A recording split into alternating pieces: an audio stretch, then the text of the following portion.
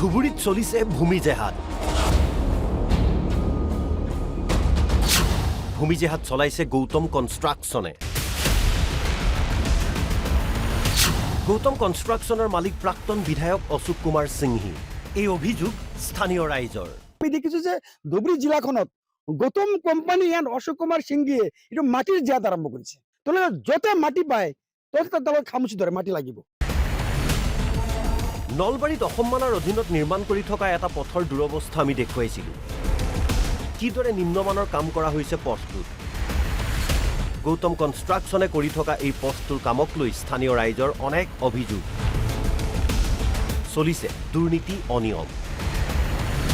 এইবাৰ স্থান ধুবুৰী জিলাৰ চাপৰ।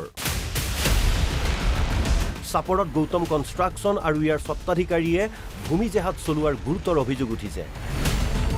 কোটিপতি ঠিকাদাৰজনক চৰকাৰে আবণ্টন দিছে 100 বিঘাতকৈও অধিক মাটি।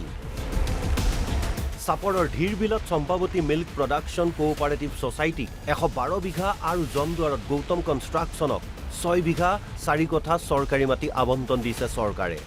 গতিকে আমি দেখিছোঁ যে ধুবুৰী জিলাৰ চাপৰ আজৰা চক্ৰৰ কাৰ্যালয়ৰ অন্তৰ্গত পুলিমাৰী কলবাৰী আপোনালোকে দেখিছে যে 38 নং ডাগৰ 112 বিঘা মাটি চম্পাৱতী মিল প্ৰডাকশ্যন ছ'চাইটিৰ নামত আবণ্টন লৈছে আৰু এটা মালিক অশোক কুমাৰ সিংহি।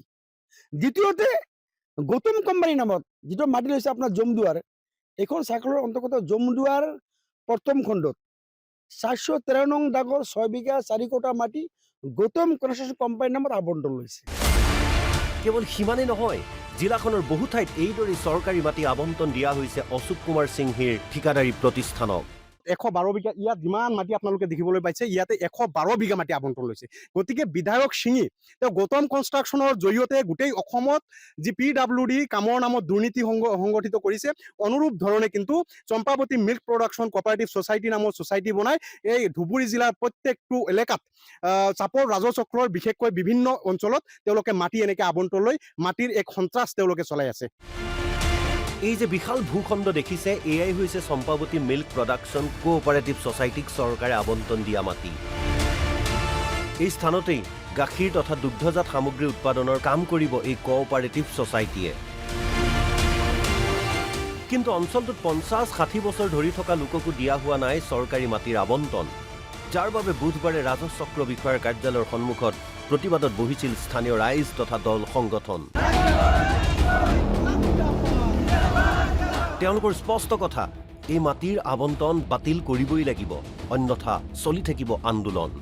এইখন অঞ্চলত ইয়াতে আপোনালোকে ইয়াতে ঘৰবিলাক দেখিবলৈ পাইছে, এই মানুহবিলাক ইয়াতে 2 এবছৰ নহয়, 40-50 বছৰ 60 বছৰে ইয়াতে আছে আৰু একেখন ঠাইত নিগাজিকৈ ইমান দিন থকাৰ পাছতো এটুকুৰা মাটি মানুহে আবণ্টন পোৱা নাই। সেই সময়ত বিধায়ক অশোক কুমাৰ সিংহি কেনেকৈ চম্পাৱতী মিল্ক প্ৰডাকশ্যন ছ'চাইটিৰ নামত মানুহক মাটি আবণ্টন নিদিয়াকৈ কেনেকৈ এইখন ঠাইত তেওঁলোকে 112 বিঘা মাটি আবণ্টন লৈছে। গতিকে আমাৰ কথাটো স্পষ্ট, এই আবণ্টন বাতিল হ'ব লাগিব। আমি ইতিমধ্যে আন্দোলন কৰিছোঁ চাপৰ ৰাজচক্ৰ কাৰ্যালয়ৰ সন্মুখত। আমাৰ কথা অতি স্পষ্ট, এই যি গৌতম কনষ্ট্ৰাকশ্যন আৰু চম্পাৱতী মিল্ক প্ৰডাকশ্যনৰ নামৰ যি আবণ্টন, এই আবণ্টন বাতিল নোহোৱালৈকে আমাৰ আন্দোলন চলিব।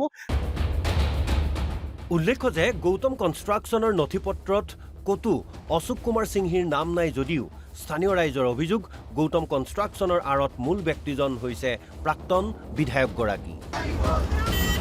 চাপৰৰ পৰা খনীন্দ্ৰ কলিতাৰ ৰিপৰ্ট, NB নিউজ।